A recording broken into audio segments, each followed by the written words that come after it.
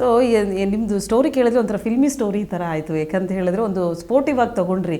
ಯಾರೋ ಒಬ್ಬರು ಹೇಳ್ತಾರೆ, ಅದನ್ನು ಚಾಲೆಂಜ್ ಆಗಿ ತೊಗೊಳ್ತೀರಾ, ಬೆಳೆದು ನಿಲ್ತೀರಾ, ಅವ್ರ ಮುಂದೆನೇ ಹೋಗಿ ಅವ್ರ ಹತ್ರನೇ ಒಂದು ಹೆಸರು ತೊಗೊಳ್ತೀರಾ, ಗೋಲ್ಡ್ ಸುರೇಶ್ ಅಂತ ಹೇಳಿ. ಒಂಥರ ಮೋಟಿವೇಶನ್ನೇ ಅಂತ ಹೇಳ್ಬೋದು. ಸೊ ಈ ಒಂದು ಸಂದರ್ಭ ಅಂದರೆ ಈ ಒಂದು ಸಾಧನೆ ಮಾಡೋದು ಅಷ್ಟು ಈಸಿ ಅಲ್ಲ, ನಾನು ಚಾಲೆಂಜ್ ತಗೊಂಡೆ ಅಂತ ಹೇಳಿ. ಹಾಗಿದ್ರೆ ಅಂಥ ಬಿಸ್ನೆಸ್ ಏನು ಮಾಡ್ತೀರಾ ನೀವು ಅಂತ ಜನಗಳ ಪ್ರಶ್ನೆ. ಮೇಡಮ್, ನಾನು ಇಂಟೀರಿಯರ್ ಮತ್ತು ಸಿವಿಲ್ ಕಾಂಟ್ರಾಕ್ಟರ್ ಕೆಲಸ ಮಾಡ್ತೀನಿ. ಅದ್ರ ಜೊತೆಗೆ ಇನ್ನೊಂದು ಸ್ವಲ್ಪ ಬೇರೆ ಬೇರೆ ವ್ಯವಹಾರಗಳನ್ನು ನಾನು ಮಾಡ್ತಾ ಇದ್ದೀನಿ. ಮೇಜರ್ ನಂದು ಇಂಟೀರಿಯರ್ ಮತ್ತು ಕನ್ಸ್ಟ್ರಕ್ಷನ್ ಪ್ರಾಜೆಕ್ಟ್ ಮಾಡ್ತಿದ್ದೀನಿ.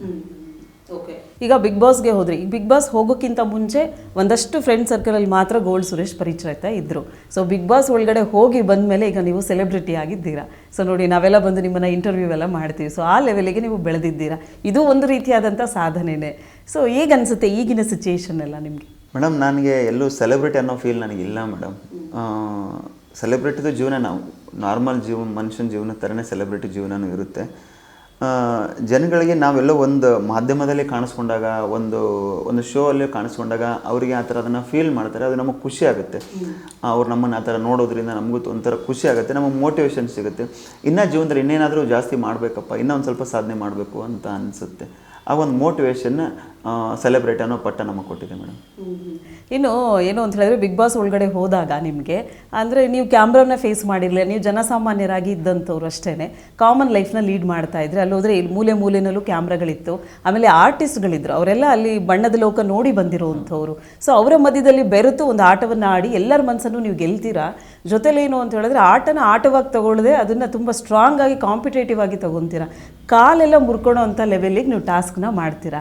ಸೊ ಎಲ್ಲ ಒಂದು ಕಡೆ ನಿಮ್ಗೆ ಅನ್ನಿಸ್ಲಿಲ್ವಾ, ಇಷ್ಟೊಂದೆಲ್ಲ ನಾನು ಇನ್ವಾಲ್ವ್ಮೆಂಟ್ ಆಗಿ ಮಾಡ್ಕೋಬೇಕಿತ್ತ, ಅಂದರೆ ಅಷ್ಟು ಪೆಟ್ಟೆಲ್ಲ ಮಾಡ್ಕೊಳ್ಳೋದಿತ್ತ ಅಂತ ನಿಮ್ಗೆ ಅನ್ನಿಸ್ತಾ ಯಾವಾಗಲಾದರೂ? ಮೇಡಮ್, ನಾನೊಬ್ಬ ಸ್ಪೋರ್ಟ್ಸ್ ಪ್ಲೇಯರ್ ಆಗಿರೋದ್ರಿಂದ ನನಗೆ ಆಟ ಅಂತ ಬಂದಾಗ ತುಂಬ ಸ್ಪೋರ್ಟಿವ್ ಆಗಿ ತೊಗೊತೀನಿ. ಹೊರಗಡೆ ಕೂಡ ನಾನು ಒಳ್ಳೆ ಖೋಖೋ ಪ್ಲೇಯರ್, ಅದೇ ಥರ ಯೋಗ ಮಾಡ್ತಾ ಇದ್ದೀನಿ, ಮಲ್ಲಕಂಬ ಪ್ಲೇಯರು. ಈ ಥರ ಎಲ್ಲ ಇರೋದ್ರಿಂದ ನನಗೆ ಆಟನ ನಾನು ಯಾವತ್ತೂ ಕೂಡ ತುಂಬ ಅಗ್ರೆಸಿವ್ ಅಂತ ನಾನು ಆಡಿಲ್ಲ. ನನ್ನ ಆಟನ ನಾನು ಆಡೋಕ್ಕೆ ಹೋಗ್ತಾಯಿದ್ದೆ ಅಷ್ಟೇ. ಮತ್ತು ಕ್ಯಾಮ್ರಾಗಳು ಇದೆಯೇ ಅನ್ನೋದು ನಮಗೆ ಬಿಗ್ ಬಾಸ್ ಮನೆ ಒಳಗೆ ಗೊತ್ತೂ ಆಗೋಲ್ಲ ನಮಗೆ. ಯಾಕಂದರೆ ಅದನ್ನು ಮರ್ತೇ ಬಿಡ್ತೀವಿ ನಾವು ಒಳಗಡೆ ಹೋಗ್ತಾ ಇದ್ದಂಗೆ. ಯಾವ ಮೂಲೆಯಲ್ಲಿ ಕ್ಯಾಮ್ರಾ ಇದೆ, ಎಲ್ಲಿ ಕ್ಯಾಮ್ರಾ ಇದೆ, ಕ್ಯಾಮ್ರಾ ಮುಂದೆ ಹೋಗಿ ನಾವು ರಿಯಾಕ್ಟ್ ಮಾಡ್ಬೇಕು ಅನ್ನೋದು ಯಾವತ್ತೂ ಬರ್ತಾ ಇರಲಿಲ್ಲ. ಮತ್ತು ಮನೆಯಲ್ಲಿ ಇರುವಂಥ ಸುಮಾರಷ್ಟು ಜನಕ್ಕೆ ಅದನ್ನು ನಾವು ಮರೆತು ಬಿಡ್ತೀವಿ. ಕ್ಯಾಮ್ರಾ ಇದೆ ಅನ್ನೋದು ಮರಿತೀವಿ, ಮೈಕ್ ಇದೆ ಅನ್ನೋದನ್ನು ಮರಿತೀವಿ. ಆ ಥರ ಮರೆತು ನಾವು ಮಾತಾಡ್ಬೇಕಾದ್ರೆ ನನಗೆ ಹೋಗಬೇಕಾದ್ರೆ ಸ್ವಲ್ಪ ಹೇಳಿದರು, ಕ್ಯಾಮ್ರಾ ಅದನ್ನೇನು ನೋಡೋಕ್ಕೆ ಹೋಗ್ಬೇಡಿ ಜಾಸ್ತಿ, ನೀವು ಅದ್ರ ಬಗ್ಗೆ ಹೋಗಿ ರಿಯಾಕ್ಟ್ ಮಾಡಿಬಿಡಿ, ಕ್ಯಾಮ್ರಾ ಇದೆಯಾ ಅಂತ ನೀವೇನು ಮಾತಾಡೋದಲ್ಲ, ಕ್ಯಾಮ್ರಾ ಇಲ್ಲ ಅಂತ ತಿಳ್ಕೊಂಡಿದ್ದು ಮಾಡಿ, ನೀವು ಕ್ಯಾಮ್ರಾ ಇಲ್ಲ ಅಂತಲೇ ತಿಳ್ಕೊಂಡೆ ನೀವು ಇದು ಮಾಡಿ ಅಂತ ಹೇಳಿದ್ರು. ನಾವು ಯಾವತ್ತೂ ಕೂಡ ಕ್ಯಾಮ್ರಾ ಇದೆ ಅಂತ ನಾನು ಅಂದ್ಕೊಳ್ಳೇ ಇಲ್ಲ ಬಿಗ್ ಬಾಸ್ ಮನೆಯಿಂದ. ಇವಾಗ ಬಂದಮೇಲೆ ನನಗೆ ಆ ಫೀಲ್ ಆಗ್ತಾ ಇದೆ. ಆ ಬಿಗ್ ಬಾಸ್ ಮನೆ, ಆ ಒಂದು ಲೈಟ್ಸು, ನಮಗೆ ಗೊತ್ತಾಗ್ತಾ ಇರೋದು ಒಂದೇ, ಲೈಟ್ಸ್ ಬಿಟ್ಟರೆ, ಬಿಗ್ ಬಾಸ್ ವಾಯ್ಸ್ ಬಿಟ್ಟರೆ ಬೇರೆ ಏನೇನೂ ಬರ್ತಾ ಇರಲಿಲ್ಲ ಅಲ್ಲಿ. ಕ್ಯಾಮ್ರಾ ಇದೆ ಅಂತ ನಾವು ಯಾವತ್ತೂ ಕೂಡ ನಾವು ಅದರ ರಿಯಾಕ್ಟು ಮಾಡೋಕ್ಕೆ ಹೋಗ್ತಾ ಇರಲಿಲ್ಲ. ಅದೊಂಥರ ಒಳ್ಳೆ ಎಕ್ಸ್ಪೀರಿಯೆನ್ಸ್ ಮೇಡಮ್. ಹೊಸಬರಿಗೆ ಒಂದು ಅನುಭವಗಳನ್ನ ಕೊಡುತ್ತೆ, ಪಾಠಗಳನ್ನ ಕಲಿಸುತ್ತೆ ಮೇಡಮ್.